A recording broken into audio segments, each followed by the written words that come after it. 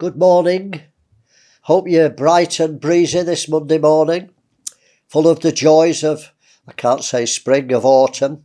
I'm Maurice Barratt, and I've got a Monday morning meditation for you, something to think about today or this week. I want to talk this morning about the law and grace. I believe that Christians have many problems in understanding. Well, we're under the new dispensation, we're under the New Testament, the New Covenant, we're not in the Old Covenant, the Old Testament. And so we're free from the ceremonial laws of God, of the Old Covenant. That means the washings of hands, the new moons, the sacrifices, the dietary laws. Let me read you some scriptures to show this, that we're free from these ordinances. Ephesians 2 verse 15.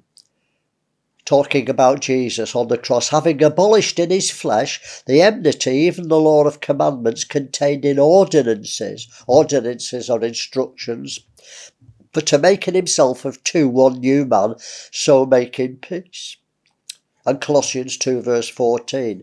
Blotting out the handwriting of ordinances that was against us, which was contrary to us, and took it out of the way, nailing it to the cross. The ordinances finished after the cross. Colossians 2:20. Wherefore, if you're dead with Christ from the rudiments of the world, why, as though living in the world, are you subject to ordinances? Hebrews 9 verse 1. Then verily the first covenant had also ordinances of divine service and a worldly sanctuary. And verse 10 carries on and said, which stood only in meats and drinks and divers washings and carnal ordinances imposed on them until the time of the Reformation. Well, we've had the Reformation. We're in the new covenant now. However, we're free from those ordinances, but we're not free from the moral law of God. Because God didn't change his character. The ordinances are done away with because that which is perfect is come. But he didn't change his character or his morals after Malachi. God doesn't change his character because we've got a new covenant. And so Matthew 5 verse 18 says, for verily I say unto you, this is Jesus speaking, till heaven and earth pass, one jot or one tittle shall in no wise pass from the law, till all be fulfilled. Till heaven and earth pass, well, that's at least 1,000 years off, because we've got to have the millennium first before God destroys the heaven and the earth. So one jot or tittle, not one little bit will fail from the law. But it can't be the ceremonial law. It can't be keeping the feast and washing hands and dietary laws. It can only mean the moral law of God. Jesus was talking about the 10 Commandments.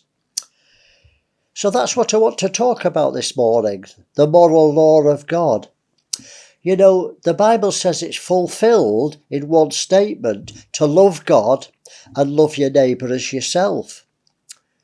It says this in the Old Testament, Leviticus 19, verse 18.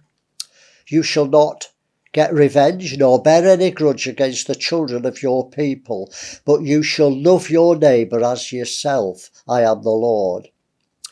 And Paul confirms this to the Romans, chapter 13, verse 9.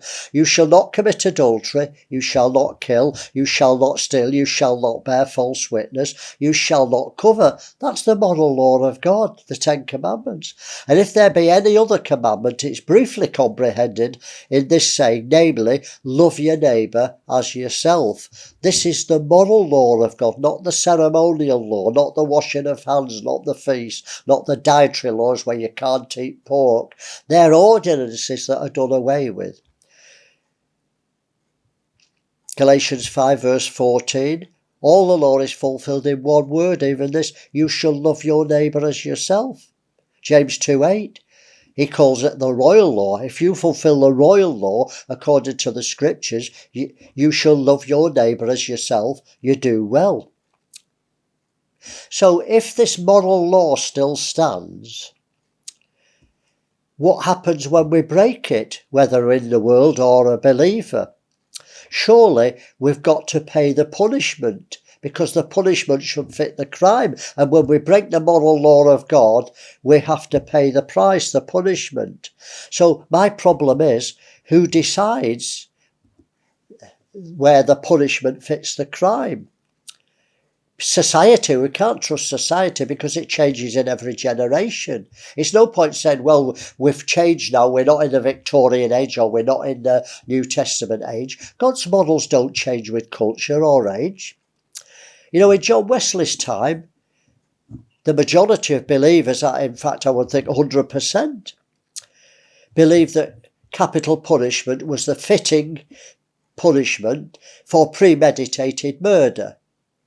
They went along with the Bible. But now most Christians think it's barbaric to hang somebody or behead them. But in doing so, they've assimilated the culture, the mindset and the thinking of this world, because God's morals don't change, nor his standards or the punishments. Well, surely the standard's the Bible, and that doesn't change from age to age or culture, because God's morals... it's not the Bible standard or the Jewish standard. These are God's standards in the Bible. So if a Christian commits premeditated murder, do we think he should be let off because he's a Christian, a believer? No Christian would think that. They'll say, no, he has to pay the price for his crime. So I ask you again, so who sets the standard? If a Christian commits premeditated murder, who sets the standard? The world or God? It comes under the law of the land, obviously.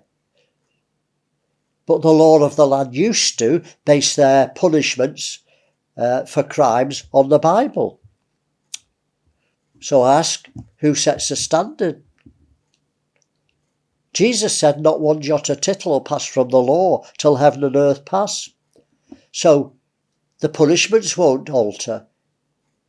If the rules don't alter, the punishments won't alter. God doesn't change. So Christians who base their punishments on the world standards and not the Bible, they've left the Bible standard. And in doing so, they've taken on the one world agenda. The West have taken on the one world agenda, which actually is to bring in anarchy and lawlessness. The man of sin is the man of lawlessness. And Christians have inadvertently subscribed to this because they've not maintained God's standards. So something for you to think about. It's a big study and I've only just scratched the surface, so come to your own conclusions. But I'll leave you with this. Grace doesn't do away with God's moral law or the consequences of it. Something for you to think about this Monday and this week. See you next week for another vlog. God bless you.